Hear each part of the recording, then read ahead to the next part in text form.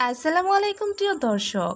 রাসূল সাল্লাল্লাহু আলাইহি ওয়াসাল্লাম এর জন্মের সময় ফেরেশতাদের সাথে শয়তানের তুমুল ঝগড়া। সেই দিন ভোরবেলায় মহানবী সাল্লাল্লাহু আলাইহি ওয়াসাল্লাম জন্ম নেন। সেদিন বিশ্বের সবগুলো মূর্তি মাটির দিকে নত হয়ে পড়ে। ইরানের রাজার বিশাল প্রাসাদের বারান্দা কেঁপে ওঠে এবং ছাদের ১৪টি প্রাচীর ধসে পড়ে। বিশ্বের সব সম্রাটের সিংহাসন উল্টে পড়েছিল। বিশ্বের সব রাজা বোবা হয়ে পড়েছিলেন, অর্থাৎ তারা কথা বলতে পারছিলেন না। সেদিন গণকদের সব জ্ঞান লুপ্ত হয় এবং জাদুঘরদের জাদুগুলো অকার্যকর হয়ে পড়ে। বিশ্বনবী সাল্লাল্লাহু আলাইহি ওয়াসাল্লাম জন্মের সময় শয়তান তার সন্তানদের মধ্যে আর্তনাদ করে ওঠে। ফলে সবগুলো শয়তান তার কাছে এসে বলে, কেন এত পেরেশান বা উদ্বিগ্ন হয়েছ? সে বলল, কাল রাতে কি হয়েছিল?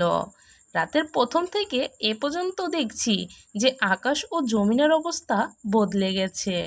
ভূপৃষ্ঠে ঘটে গেছে এক বিরাট ঘটনা। হজরত ঈসা আলাইসাল্লাম ঊর্ধ্ব আকাশে চলে যাওয়ার পর আর কখনো এত বড় ঘটনা ঘটেনি। সবাই গিয়ে খোঁজ খবর নাও যে কি ঘটেছে।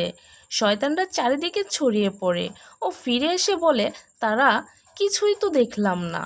বড় শয়তান বা শয়তানদের নেতা তখন বলল, এ বিষয়ে খোঁজ খবর নেওয়া আমাদের কাজ।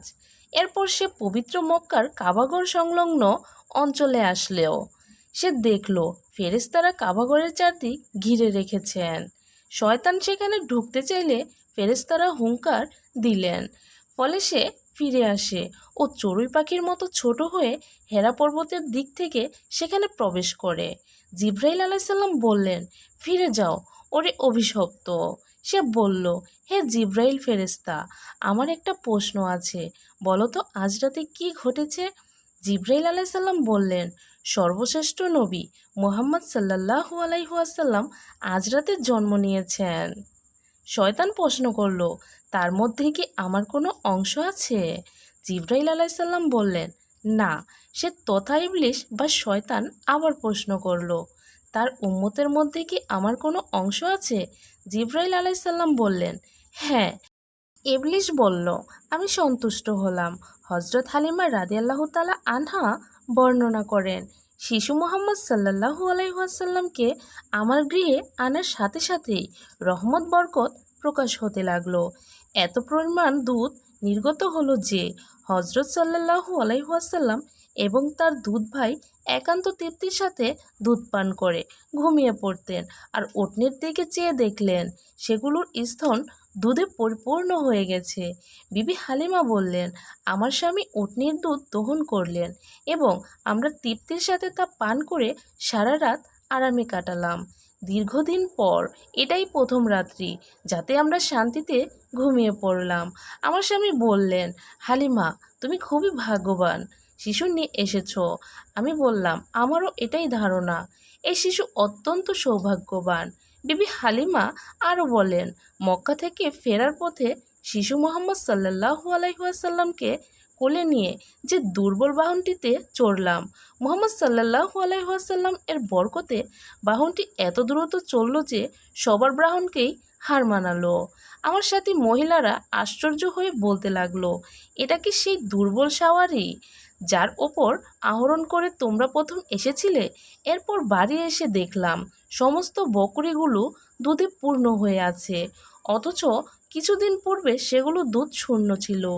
আমার গোত্রের লোকেরা তাদের রাখালদের নির্দেশ দেয় যে তোমরাও তোমাদের পশু ওই জায়গায় চড়াও যেখানে হালিমার বকরি চড়ে। কিন্তু তা তো চারণ ক্ষেত্রের বিশেষত্ব ছিল না, বরং গায়েবী মদত ও বরকত এর মধ্যে নিহিত ছিল। তা ওই সমস্ত লোক কোথায় পাবে? এভাবে আমরা প্রায় তার বরকতের ঘটনাবলী প্রত্যক্ষ করতাম।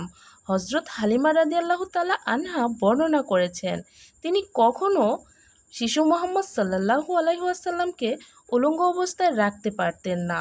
সেরূপ করলেই তিনি চিৎকার করে কাটাতেন। যতক্ষণ পর্যন্ত তার শরীরের উপর চাদর টেনে দেয়া না হতো ততক্ষণ তিনি ক্রন্দন থামাতেন না।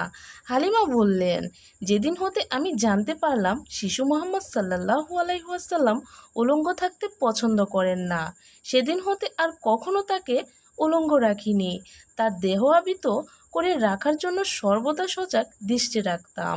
হজরত আব্বাস বিন আব্দুল মুতালিব রাদিয়াল্লাহু তাআলা আনহু বর্ণনা করেন, তিনি রাসূল সাল্লাল্লাহু আলাইহি ওয়াসাল্লামকে বলেছেন, আপনার নবুয়তের একটি মাত্র নিদর্শন ছিল আমার ইসলাম গ্রহণের কারণ। তা হলো তিনি দেখলেন রাসূল সাল্লাল্লাহু আলাইহি ওয়াসাল্লাম শৈশব অবস্থায় আঙ্গুলি সংকেতে চাঁদকে ইশারা করছেন। রাসূল সাল্লাল্লাহু আলাইহি ওয়াসাল্লাম যেদিকেই তার আঙ্গুলি ফেরাচ্ছিলেন, চাঁদও ঠিক সেদিকেই আসা যাওয়া করছিল। রাসূল সাল্লাল্লাহু আলাইহি ওয়াসাল্লাম নবী হওয়ার এও একটি উজ্জ্বল প্রমাণ।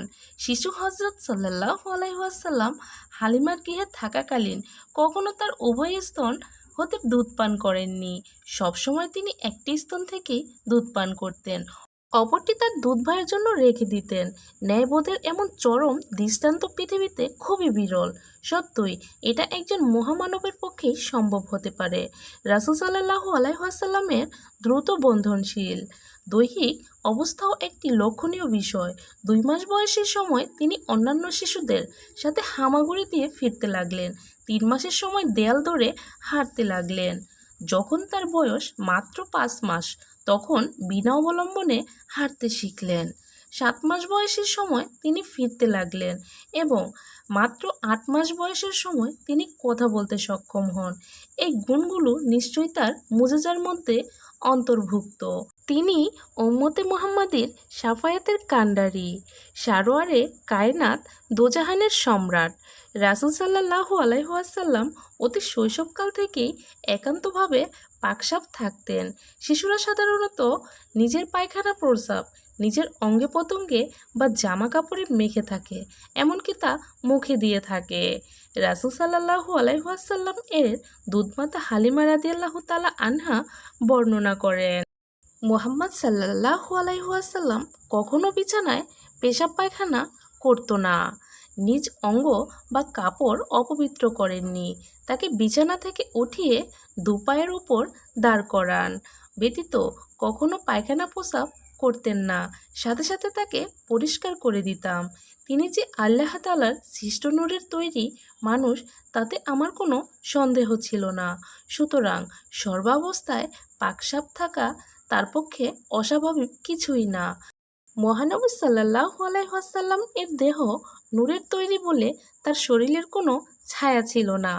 মানুষের ছায়া কত ময়লা আবর্জনার ওপর পতিত হয়, কত পশু পাখি অথবা মানুষের পায়ের তলায় পতিত হওয়ার সম্ভাবনা থাকে, কিন্তু মহানবী হজরত মুহাম্মদ সাল্লাল্লাহু আলাইহি ওয়াসাল্লাম এর পবিত্র দেহের ছায়া এভাবে অপদস্থ হওয়া আল্লাহ তাআলার অভিপ্রেত নয়।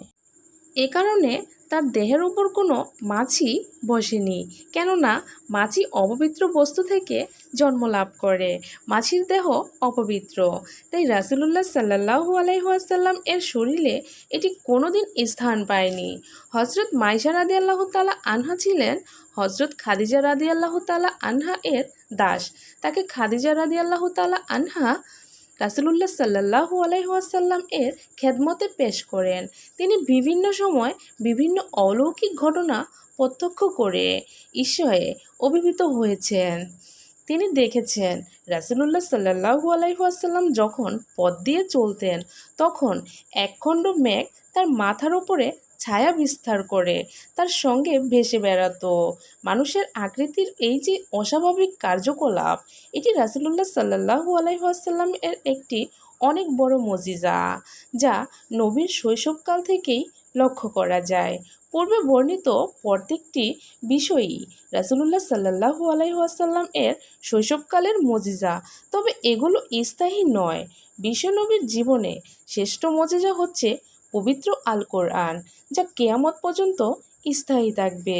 তাছাড়া আমরা তার জীবনের সংগ্রামী আলোচনা করতে গিয়ে দেখতে পাই মহানবী সাল্লাল্লাহু আলাইহি ওয়াসাল্লাম এর পুরো জীবনটাই সংগ্রামী এবং অলৌকিকতায় পরিপূর্ণ, যা তার নবুয়তের জন্য যথেষ্ট প্রমাণ বহন করে। প্রিয় দর্শক, এই ছিল আমার আজকের ভিডিওটি কেমন লাগলো অবশ্যই কমেন্টের মাধ্যমে জানাবেন প্লিজ। ভালো লাগলে একটি লাইক দিন, আর এরকম ইসলামিকমূলক ভিডিও পেতে আমার চ্যানেলটি সাবস্ক্রাইব করে পাশে থাকা বেল আইকনটি ক্লিক করে রাখুন। এতে করে আমি ইসলামিকমূলক ভিডিও আপলোড করার সঙ্গে সঙ্গে নোটিফিকেশন চলে যাবে আপনাদের কাছে। আপনাদের মূল্যবান সময় দিয়ে আমার ভিডিওটি দেখার জন্য অসংখ্য ধন্যবাদ। পরবর্তী ভিডিও দেখার আমন্ত্রণ জানিয়ে শেষ করছি। এই পর্যন্ত আপনারা সবাই ভালো থাকুন, সুস্থ থাকুন। আল্লাহ হাফেজ।